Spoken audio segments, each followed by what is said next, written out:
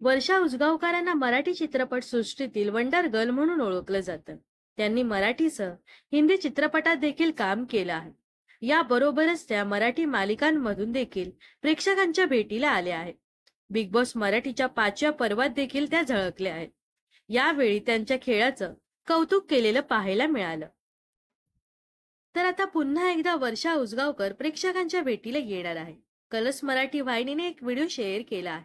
यामध्ये वर्षा उसगावकर यांचा एक व्हिडिओ शेअर करण्यात आला आहे. मात्र यामध्ये त्यांचा चेहरा स्पष्टपणे दिसत नाही. या व्हिडिओला मी आले हे त्यांचं गाजलेलं गाणं लावलं आहे.